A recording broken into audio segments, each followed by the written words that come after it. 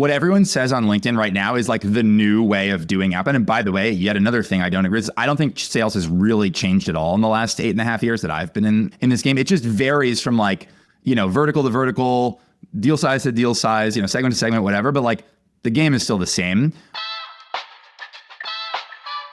Everyone wants to build stronger pipeline, but only a few know how to make it happen. If you're listening to this show, you know Outbound is not dead. You just need a little help building a system that actually works. Well, you're in the right place.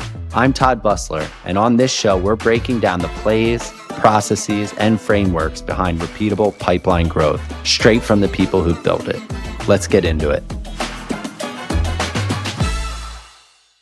Hey everyone, I'm really excited to have you listen to this episode with Isaiah Crossman. What's really interesting about Isaiah's background is he was a little bit later in his career to get into sales. And he joined a company called Wunderkind on the road from 0 to 100 million, doing super big deals, true enterprise selling. After that, he partnered up with some of the early folks at that company as they started Tropic. And he joined there as the first sales rep and left 4 or 5 years later as the CRO. He has hot takes on things like discovery and qualification and first meetings. And what I took away from the conversation is someone that can balance sales leadership, but also getting very deep into the weeds. You're going to enjoy this conversation. There's tactical tips, there's strong opinions, but you'll leave with some actionable advice on how can I be better in my role today. I hope you enjoy. Isaiah, what's up, man? I'm really pumped to chat with you. Likewise, good to see you. It's been a while. I think we went to that dinner we put together maybe like 6 months ago.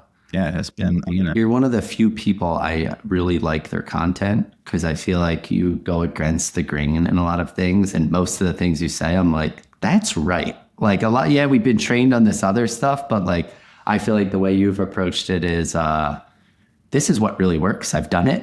Right. And I really appreciate that about your content. So I'm excited to dive into it and hear some of those takes. You had a crazy run. I think you went to AE to CRO in 4 years. I'd love to hear about that journey. And from your perspective, what were the main reasons you were able to do that? Because it's pretty rare. Yeah. And before I even answer that, just like on the content stuff, one, I appreciate it. And that's kind of what I'm going for. And maybe like to just get into things that people might want to know or hear. Like there's so much advice about how to create content. And I thought I would never post on LinkedIn. Like, I honestly still can't believe I'm doing it. But when I started, I was like, you know what? I love to teach sales and I feel like I have something to say. And I'm not going to play the games, all the little tactics and strategies. I'm just going to try and put out content that I would want to read, that I think somebody would like send in a Slack channel to someone else that they know or someone that they work with, someone who works for them. And over time it would work. And I really think, at least for me, it works. Like I don't get as much engagement as like huge profiles and all that. But if you're going to do that stuff, just like post the most valuable things you can. That will for sure over time win out. So I appreciate that. And yeah, I think that's how we met in the first place, was just like trading comments and stuff on LinkedIn. And I've met so many interesting people that way.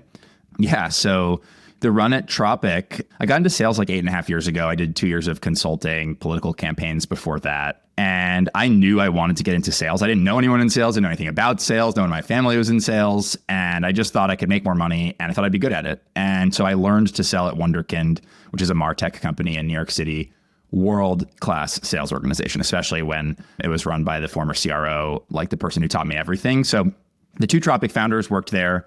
They hit me up. They were like, hey, we basically need to hire like founding AE. I was just starting to think it was time to change roles. It's the only role I looked at.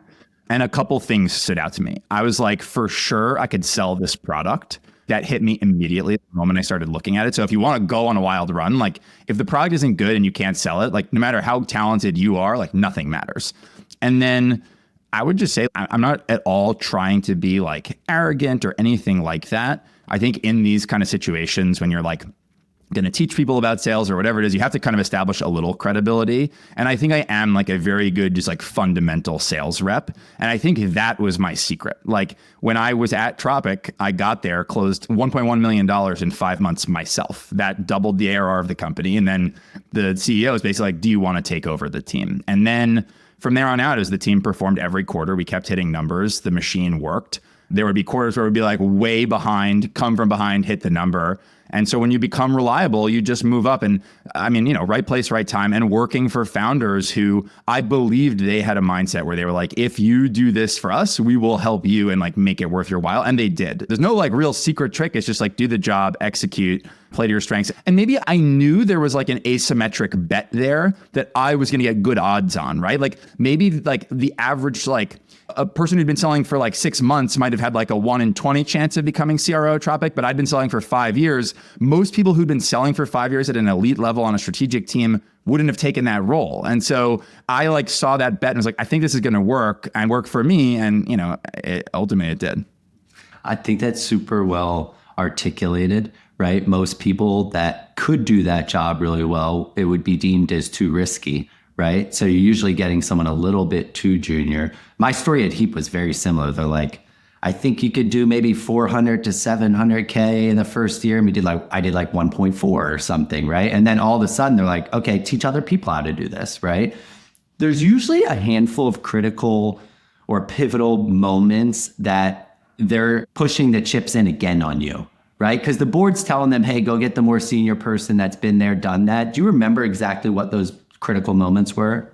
Well, I think, to be honest with you, the CEO, Dave, just had my back like very extensively through that period for a long time, where I'm sure there were moments where the board was saying that, but the team was performing so consistently, at least for the first few years before Tropic had to pivot a lot. A lot of companies in that space had to change their businesses. But during like the main key run up, I think Dave had my back really extensively. And so I don't think, especially in those like first few years, there was really much risk of that happening. If we hadn't been performing, I think the story would have been different. But I think it was just, like consistency. The sales team always had like really high engagement scores. Like, you think a sales team, like everyone's unhappy, the management sucks, like they're like brutalizing the team. And I think we were just like very nice to the team. Like it was fun to be a part of that team. People enjoyed working there. So I was like, what were you going to change? Again, not to be like, I'm not trying to be self-aggrandizing or anything, but it was like the people on the team liked working there. I liked running it. The founders liked having me running it. For the most part, it was good. Maybe like some executives from other departments didn't like me. I was very insular, like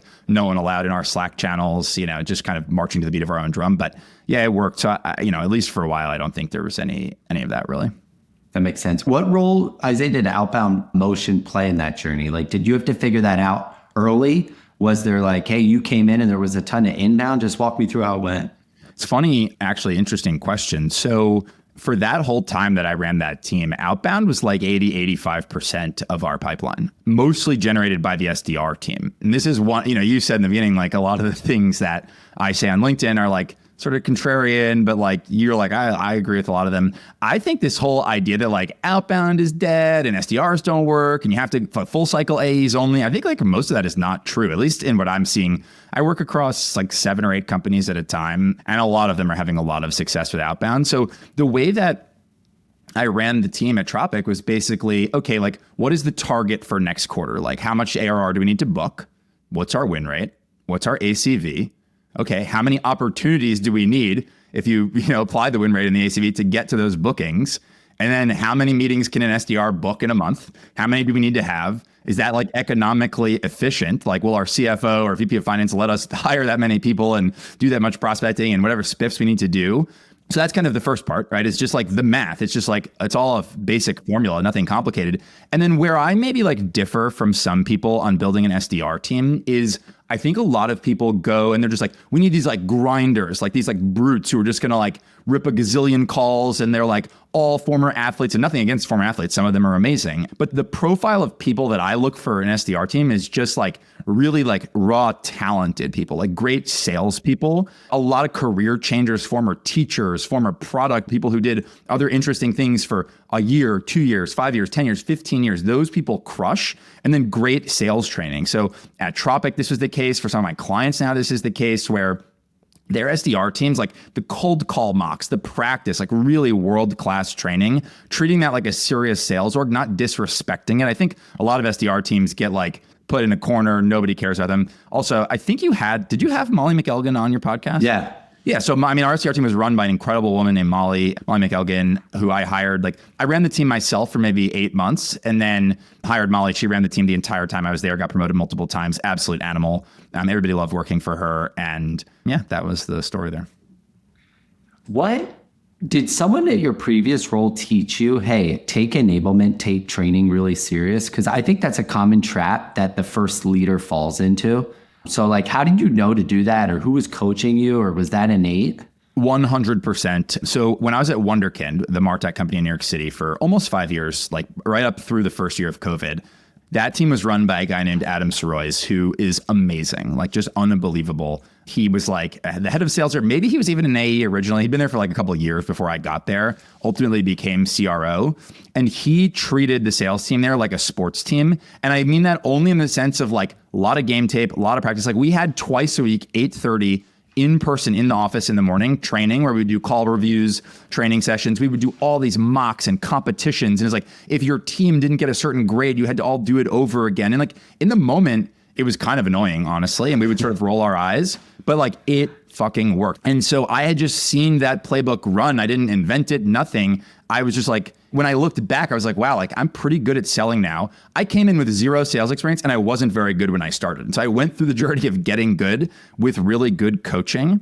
And so then I just replicated that. And I knew when I took over the team at Tropic, I was like, what are my strengths and what are my weaknesses? And like this sort of classic, like you hear like the dashboards VP, like I'm not that. Like I don't do any process. If you want to improve forecasting, do not call me. If you want to, figure out how to build out your like Salesforce stages, do not contact me. I'm good at like figuring out what to say on the phone and teaching that to people. And so I knew that I was good at that already. And so I just turned around and started doing it with my team at Tropic, and it worked. Good for morale, good for performance, attracts good people, and it creates this kind of like Amazon flywheel-esque thing inside of a sales org. So yeah, I'd seen it done and I just did it myself. And yeah, that's how I ended up doing the consulting thing, because I was like, all right, I just like doing this. And I started getting referrals from Tropic's board members, Wunderkind's board members, and I was like waking up every day excited to do that work. And I thought I was going to build a SaaS company when I left Tropic, and then just like organically ended up doing this because I like the work. And so, yeah, I saw it done, and that's what I did at Tropic. I talked to so many sales leaders, and the common theme is always, we take enablement and training extremely serious. And I had a similar story, Isaiah. Like we brought in a COO and I was at Heat probably around like 20 million. And he's like, Todd, every Friday, 9 a.m., you're going to lead sales training. I was like, every Friday? Like, is there enough topics? And there is, right? There's like always stuff, right? You can repeat them like every quarter. And you need to repeat them. Of course. You need to repeat them. Yeah. Yeah, I did every Monday the entire time I ran the team at Tropic, every single Monday forever, sales training, like 100%. And often we did sales training on Monday and call review on Tuesday afternoon. So it was like a really serious cadence. I would do asynchronous call reviews. I would be like watching calls with a Loom running, talking over them, saying them to the team. This is another place where I do think a lot of people get it wrong. Is like, I was the CRO at Tropic, managing managers, big teams, and I would be in a Slack channel with the SDRs where they would post cold calls that they had done where they wanted feedback. And I would send like a 3-minute voice memo being like, this is what I would change. And that, it just works. Like everyone would listen. They would come with questions. There would be dialogue in the chat. You need to hire a team full of people who are going to do that. But I'm sitting there being like, okay, so I'm going to spend 3 minutes listening to this call on 1.75x speed. And then I'm going to record a 2 or 3 minute voice memo. The whole thing's going to take me 6 or 7 minutes, but I'm going to get like a 0.5% improvement in skill level just from this across my entire team. Exactly. And like that compounds and compounds and compounds and compounds. And so, it's like, yeah, I could, a lot of sales leaders where I think they go wrong is they sort of like sit on top of like a leadership mountain and they like direct their enablement person to do this and that person to do that.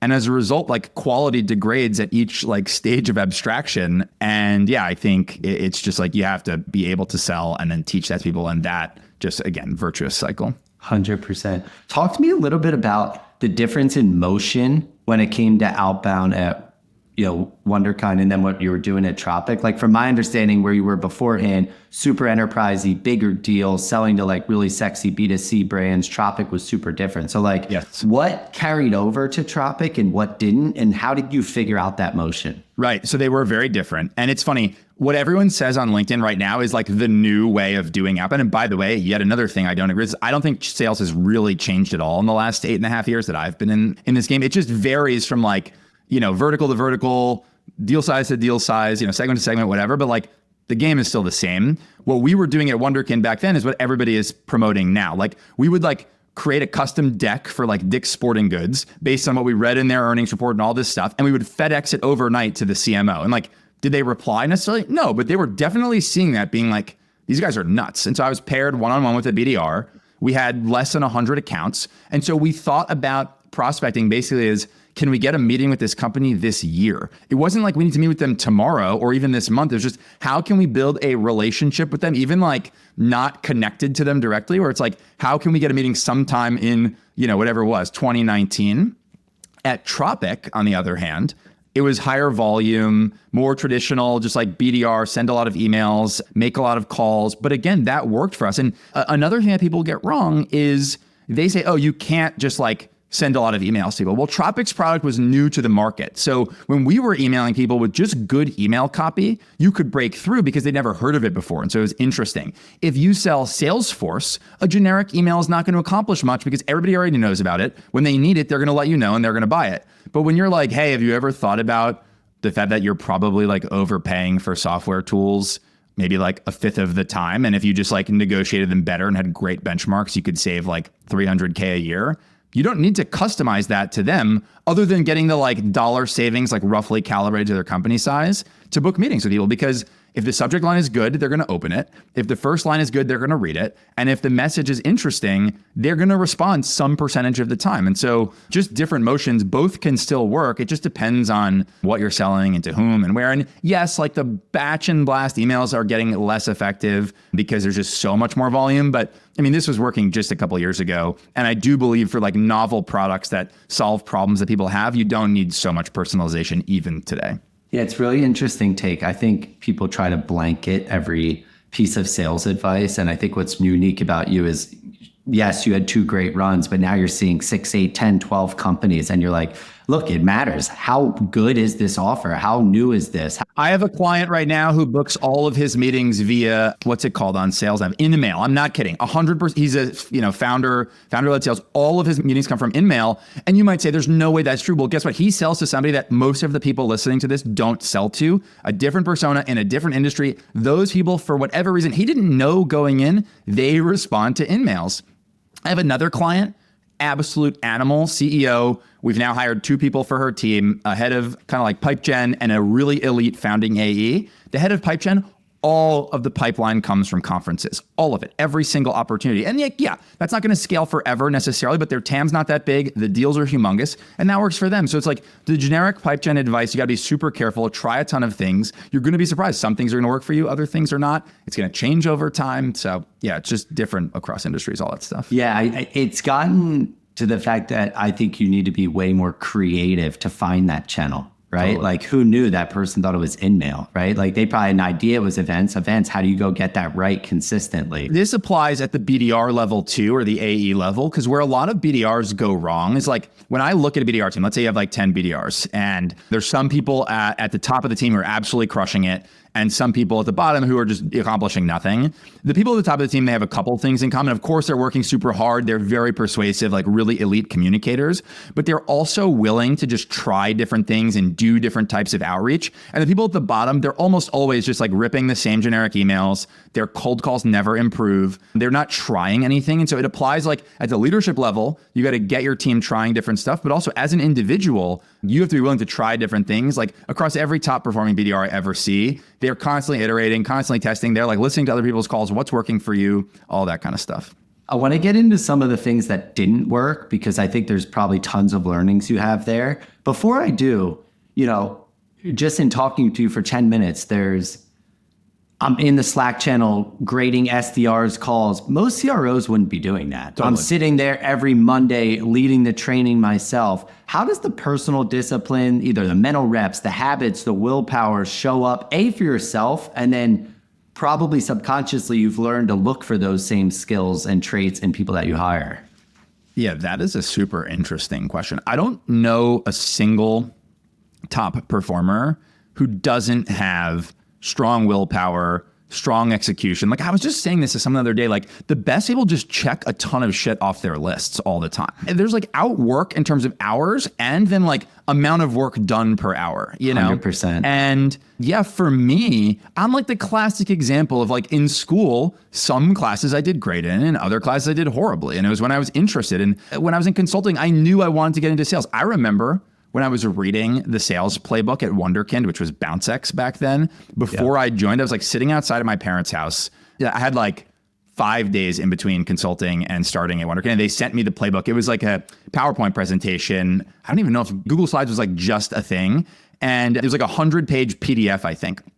And I was reading it, just having my mind blown, where I was like, I love this. Like, I had never thought about the fact that you could like persuade people, like really, that you could like, somebody could give you an objection and you could figure out how to like address it and handle it and whatever. And I was just so intellectually stimulated by it that the reason I'm telling that story is because you have to like it. If you enjoy what you're doing and or you have real motivation, like maybe you don't absolutely love it, but you really need the money. Or maybe you don't really love selling, but you really want to lead salespeople for whatever reason. Like if you have some real motivation, you can be successful. The people who don't have that discipline, that willpower, like I know one dude, absolute star. I think he does like selling, but he also has 3 kids, never thought he was going to make as much money as he does as an individual contributor.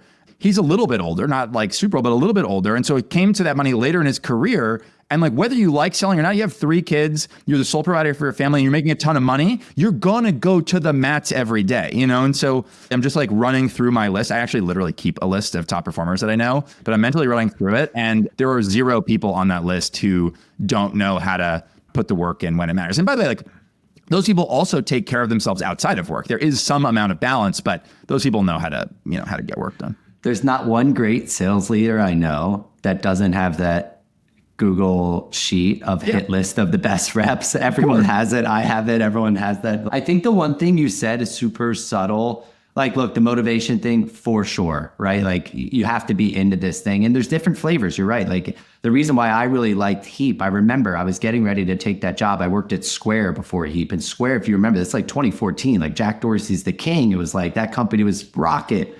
And I got an offer to go work at Heap. And I was like, I asked one of my friends who was early at Box, very smart girl, really trust her opinion. I said, I don't know how excited I am about to like go sell product analytics. It's like charts. Is that the thing that's going to get me going? And she said, well, look, there's 2 things. You're going to be really excited about up and to the right. And then she's like, you're also going to nerd out on these business and figure out like, okay, how is this piece of analytics going to help a specific part in their business? And you're going to nerd out and understand deeply about other business. And that was the thing I loved. Exactly. I was like, cool, there's 5 different ways that we can sell positive business outcomes to this company. I got to find the one and get them to just think I'm smart and helping them figure this business out. And by nature, they're going to buy our product. Right. I actually never liked procurement. I still don't care about procurement at all. It's boring and interesting. I really am like, I think procurement is kind of evil, to be honest. Not the industry, but like, I think procurement, this is yet another contrarian thing where people on LinkedIn are always like, oh, you got to like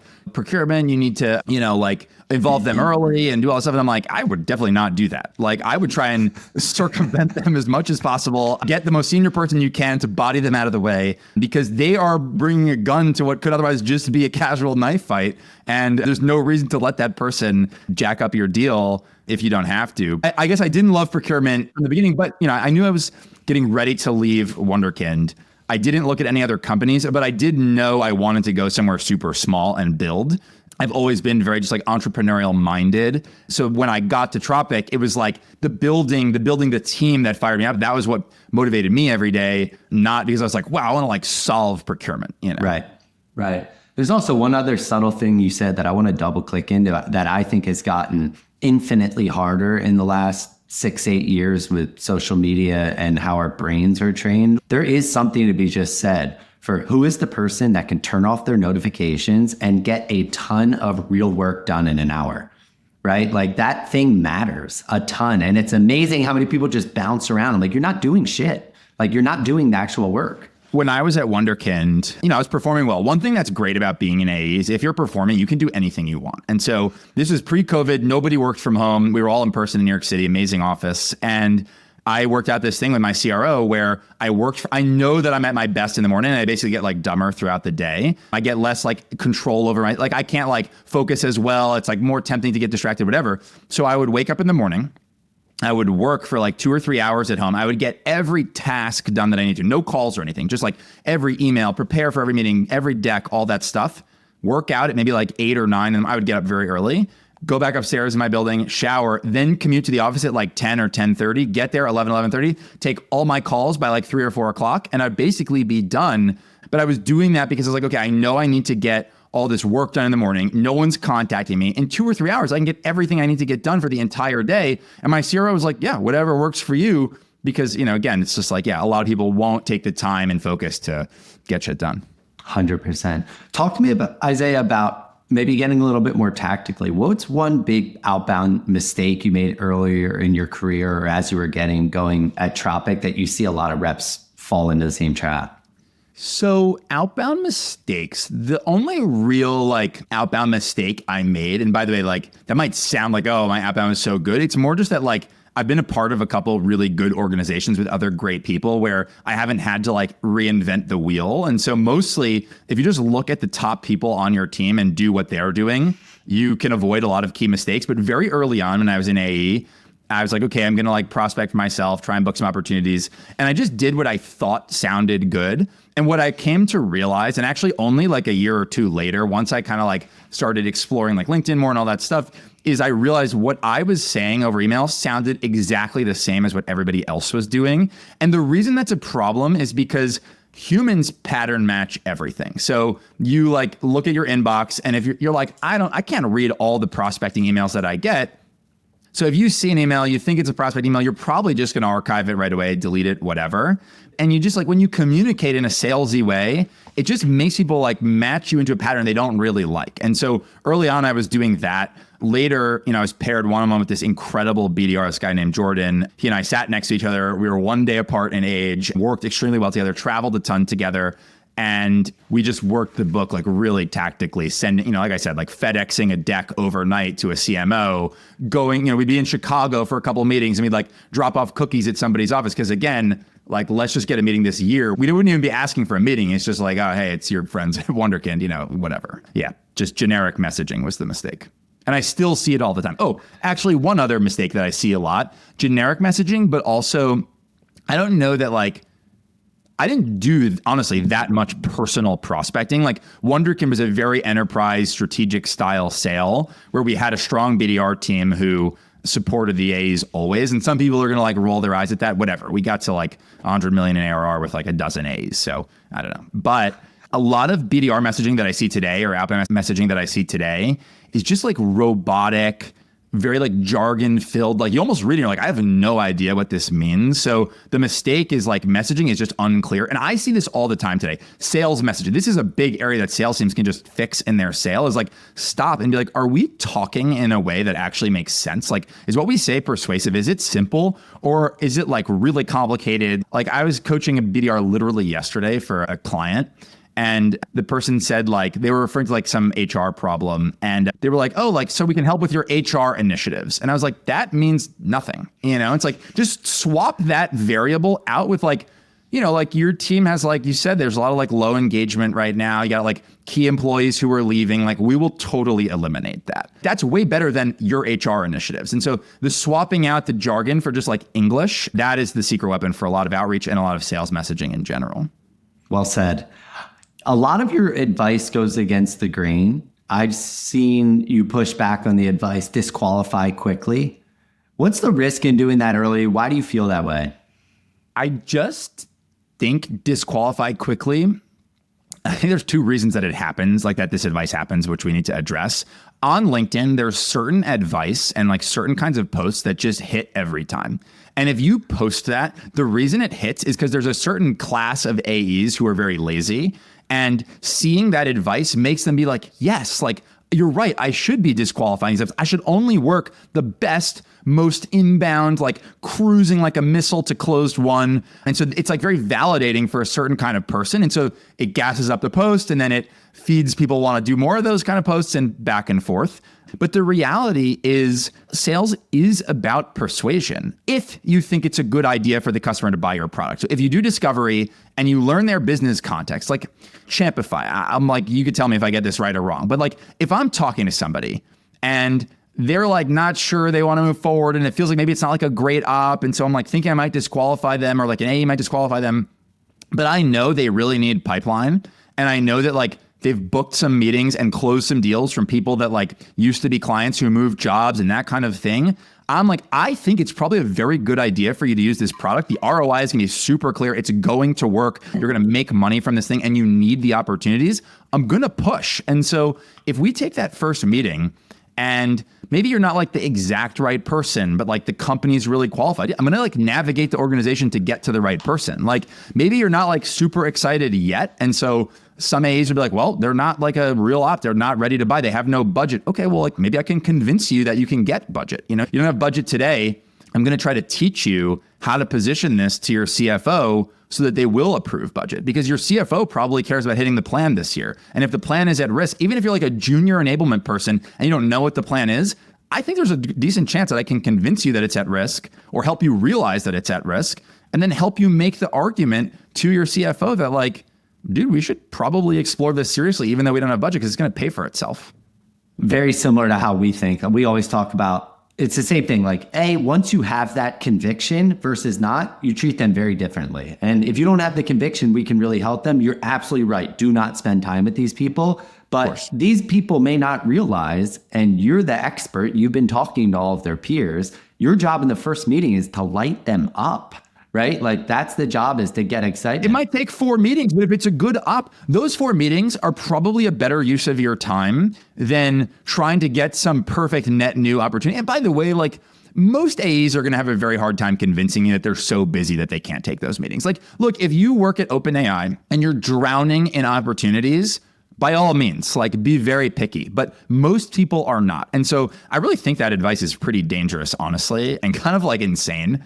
But I don't think that many serious people are actually doing that. I think it's just this like thing that makes the rounds on LinkedIn for the reason that I said, that it plays amongst people who want to be let off the hook for not wanting to push their customers. You said that people tend to overcomplicate discovery. So going even a step further, or in those 4 calls that you mentioned, what do you mean by that? Where do you see people go wrong? And again, I think your vantage point is super interesting right now based on what you're doing day to day. Yeah. So discovery, like people just get these like super complicated methodologies and like 19 letters and an acronym you can't remember and like lists of like 47 questions you need to ask, and they sound salesy and, you know, just like so much stuff going on. Discovery to me, like the way I teach it to people, and I teach a lot of people how to do discovery, and this is all of it. This is what I would teach to a sales team that was paying me a lot of money, is basically it's your job to figure out if it is genuinely a good idea for the customer to buy your product. We talked about this a little bit. That's it. If it's genuinely a good idea for the customer to buy your product, you're going to just use that information to make the argument for why they should then buy the product. So again, we'll just use Champify for example, but you could tell me if you want to use a different company and we could try to do that as well. If I'm selling a product that I was going to help people generate pipeline and bookings from like the best potential customers, people who've worked with them before, I'm going to try and figure out, do they need pipeline? Have they ever gotten opportunities from these people? Do they have people who move companies? Are they the kind of company that invest in things that have high ROI? And if those things are true, then I'm going to try and use that to be like, all right, look, like Todd, here's what I heard from you. It sounds like you guys are in this situation where like you're doing pretty well, but the targets are getting bigger and bigger every quarter. And so you have to find new ways to get pipeline.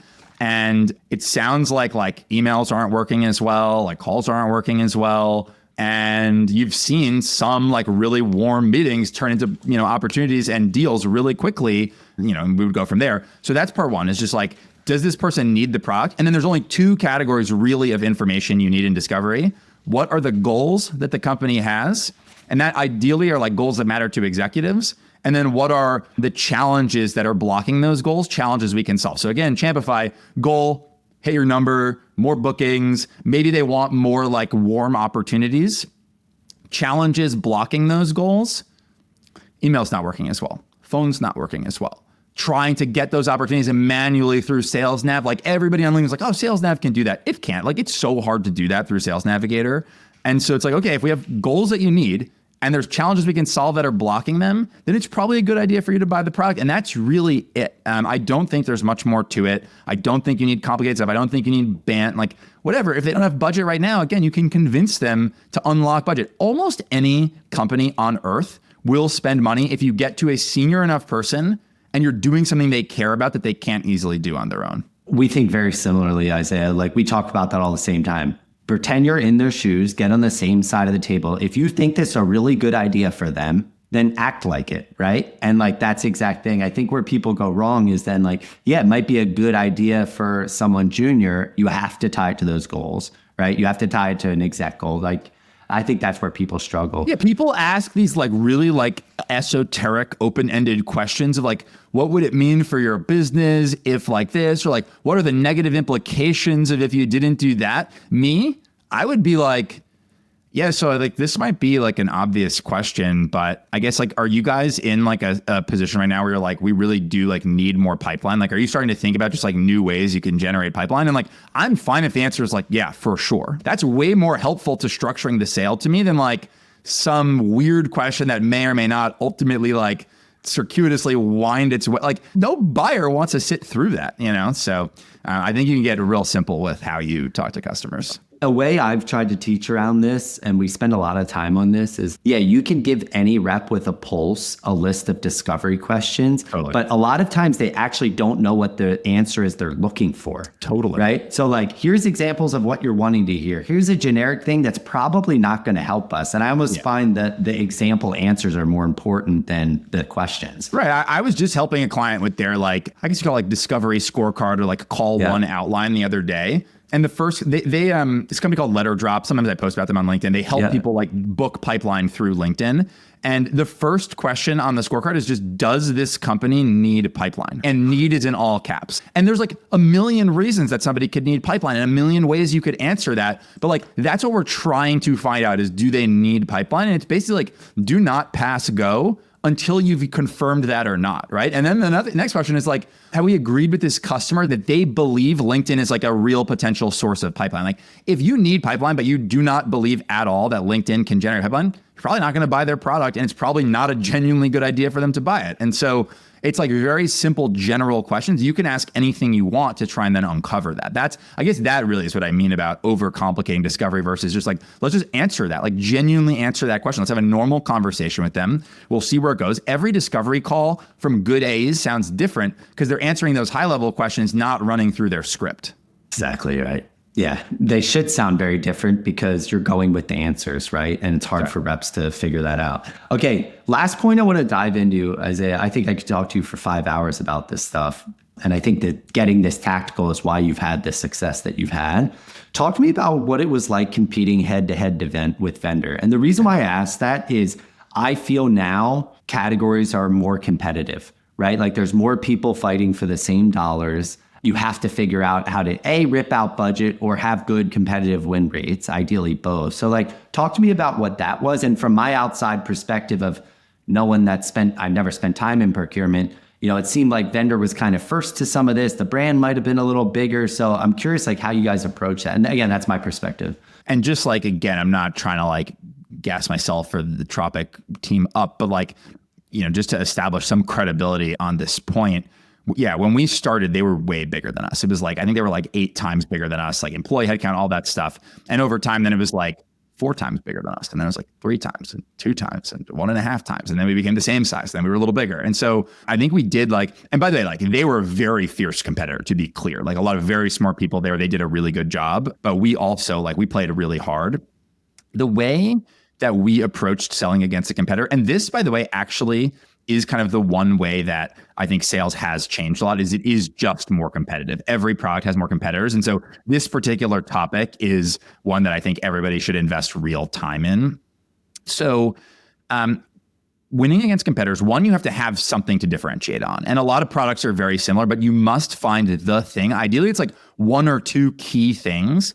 And then you have to convince the customer that thing matters to their evaluation. Once you do that, you need to then teach them how to like successfully use that internally, and you need to validate that it's true for them. And I'll give a couple examples of this in a second. And the only other thing that I think really, really matters in competitive sales is how you sell is super important. If you build a great relationship with the customer, if you're super on the ball, if you reply faster, if you're nice, if you're easy to interface with, again, if you really help them sell internally, we got this feedback a lot, honestly, selling against vendor, where people will be like, look, I'm going to be straight with you. Like, you guys' products seem exactly the same. I have no idea which product is better, but you guys are just way easier to work with. And I'm sure sometimes vendor heard the same thing too. clear. But I think we heard that more often than not. And just sales execution goes a really long, because people are like, they're making a judgment about what your company is going to be like to work with after the sale based on the information they have. If Isaiah nails it, I'm going to assume the success person implementation. Right. If this is a company with 100%. smart, hardworking people, then it's a company with smart, hardworking people, which, by the way, was true about us. So let's go back to differentiation, though. So you need to pick your thing. So like, I'll give an example from Tropic versus Vendor that's years old. So I'm not like talking out of school or anything, but for a long time, we really did a good job just leveraging our service level as a differentiator. And this is another thing on LinkedIn. People are like, oh, you can't, like, service level shouldn't be like a major factor in sales. Okay, well, it was for us and it worked. And the reason was we just made it seem really important to the customer because we thought that it was. Again, back to genuinely good idea. Anything that you genuinely believe is good for the customer, you should feel totally free to push hard on. And so here's the real trick is you need to start planting the seeds for that differentiation long before a competitor is ever mentioned. And the reason for that is because you want to make it part of your customer's evaluation. You want them to think it's important and to really believe it's important, again, before they think you're trying to differentiate. Because once they're like, how do you compare to vendor? How do you compare to your main competitor? Everything you say after that is like tinted by the fact that they think you're kind of being like nasty. So what I would do is like early in a discovery call, as I'm talking to the customer, and this is another example of simplifying discovery too. I'd be like, one thing that I also wanted to ask you about, Todd, is like, how are you thinking about like the kind of the service level that you're going to get from a potential provider in this space? Like you're thinking about like outsourcing some of your procurement work and like you need to set up this new system. Like, are you guys the kind of people who are like, oh no, we set everything up, like we're very autonomous? Or are you going to like, do you feel like making sure that like the partner you're going to pick is like going to really like hold your hand through it and set it up for you? Is that like a major factor for you? And like, I'm not fishing either way. I'm just curious what your take is. I am like a little bit obviously fishing for the latter, but if it's the former, that's fine. And so I ask that and I'm like planting that into the conversation. And then you might say like, yeah, for sure. Most people are like, yeah, we want like help and support. And I'd be like, okay, great. Like that's something that a lot of our customers, I think about as well. And like, that's one of the main reasons people who do end up working with Tropic, it's one of the main things they think about. And then like 12 minutes later in the same call, repetition is so important. So now we're like talking a little bit more about Tropic and I'll be like, and by the way, this thing that we're talking about right now, like we're going to set all of this up for you. Like that's again, where our service level becomes really important. And now we're on call 2 and they're like, hey, by the way, like we are also talking to vendor, like how do you guys differ from them? And I'm going to be like, well, whatever, there's a couple things there, whatever. But one main thing that customers who end up going with us, who look at all the options, one of the main things that they say is they really do point to the thing we've been talking a lot about, which is our service level. And really, it's like now the stage has been set. That's already important to them. I'm just kind of like, yeah, that it really is just that, that's the main thing. And then I help them validate it. So I'm like, I've got stats on like how many CSMs we have versus how many CSMs the vendor has. Like at one point, we were like, okay, they say they have 500 customers on their website. How many CSMs do they have on like LinkedIn Sales Nav? How many customers do we know that we have? How many CSMs do we have? We'd be like, our ratio is way better, And so we like validate the service level, have customers be willing to talk about our service level in reference calls. So, make the differentiator important, then help them validate it. And then like the CSM ratio stuff, we would like send that over email in like a side-by-side table, like just really good helping them sell internally, all of that. Bang that drum over and over, tons of repetition. There were lots of other differentiators that we used over the years. It's always cat and mouse. They figured out we were saying service level, then they started to improve their service level talk track. Now we need to talk about this, talk about that, whatever. I don't know if that's a helpful answer or not. It's an amazing answer. I think I was just talking, I had Ryan Heinig, who I think is one of the best sales leaders out there. He was at Click, then ThoughtSpot, AppD, and now he is at this company called 2X. And he's like, look, I sold BI.